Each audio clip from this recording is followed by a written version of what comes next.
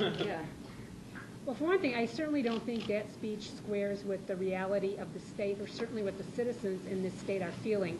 To listen to it, you would think everything is great here. There was barely a passing reference to the enormous fiscal problems that we're experiencing, 2 lines at most about pensions and Medicaid. So I think what was most surprising is what was not in the speech. Yeah, I think it's, Talk about what was not in the speech. well, look, we saw a report the other day from the Civic Federation. We had a report from Moody's not too long ago. 2 or 3 of the biggest issues that we have to face as a state, everybody in this room in the state knows. We have to deal with Medicaid in a more extensive, broader way. We have to deal with pension reform, just to name 2 of the biggest. We have unemployment, one of the highest in the country. And yet he briefly talked to those on those issues, and he's been in the governor for 3 years. This is a speech you would give if you've tackled all of those things, and now you want to start doing some new things. He's, at a minimum, as we just went through the numbers in a quick way, has advocated spending an additional $500 million. We don't have any money. All these things sound good, but we can't afford them. And I think that's what's disturbing, and I think Chris was dead on when she said it's the unrealistic,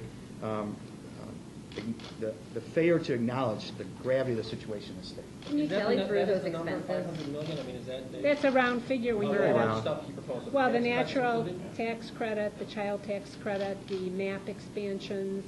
Clean water, classrooms, affordable housing. I mean, just to name them all. It's very rough, but that's what And we're coming on the heels of his own budget projections saying that he would hold state spending flat. So I don't know how that squares with what he himself said just a few weeks ago.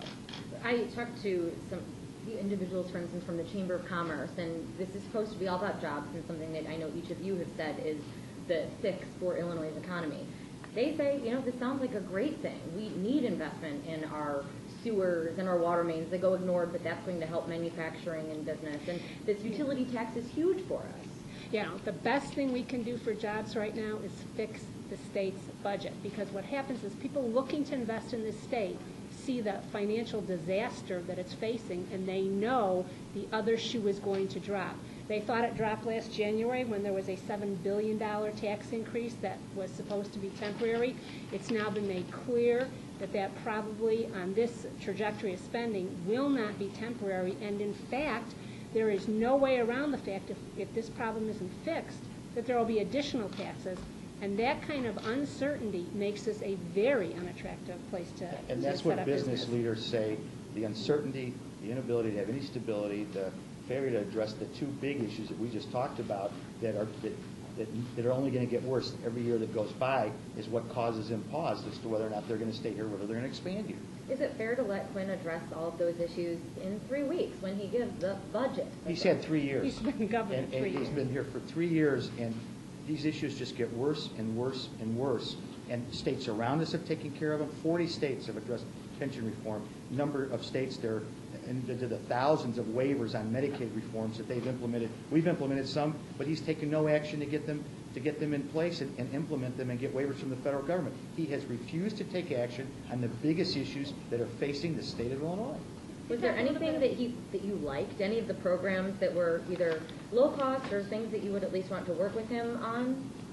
Well, what we want to work with him on is solving the pension problem and the Medicaid problem, and then I would be delighted to work with him on these other issues that will only happen if the budget is under control. You can't spend another $500 million unless you've corrected the underlying problem. And I think regardless of where we were last year, I think everybody in the state would acknowledge we could have gone and should go further on work comp reform.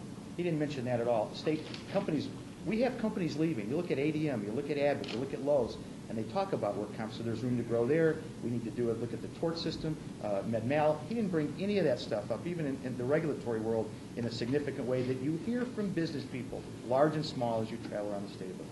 Can you talk about this natural gas tax? I mean, does that matter at all? Well, obviously, that's an expense to businesses. Probably the larger the business, the more expense it is. I'm sure that that would be a plus. However, I have to go back to the fact that I'm sure they would rather pay the natural gas tax and know that the rest of their taxes will be stable and predictable in the future.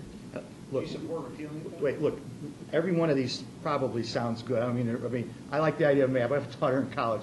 Early childhood, Chris and I both have been active in early childhood. they all look and sound good, but to come in and say, I want you to spend another $500 million, in about 2 or 3 weeks, he's going to come in and say, I want you to borrow $4 or $5 billion to pay bills. How does that jive? It doesn't jive. So they all sound good, and they look good, and they're appealing, but can you afford them? And I think we all know the answer to that. Did you guys break out how much the natural gas tax repeal would cost? We think it's about 160. 160 million. This is like the merchant that says, all right, no one's going to know I'm going to raise tax, I'm going to raise the cost of the product, and then I'm going to have this big sale. So he raises income taxes on business and corporations, then he comes along and says, well, I'm going to create taxes and look like this great savior for business and people. And I think that's just unrealistic. And it goes back to, I'm not so sure he still to this day gets the gravity of the situation, because he certainly hasn't demonstrated in what he did today.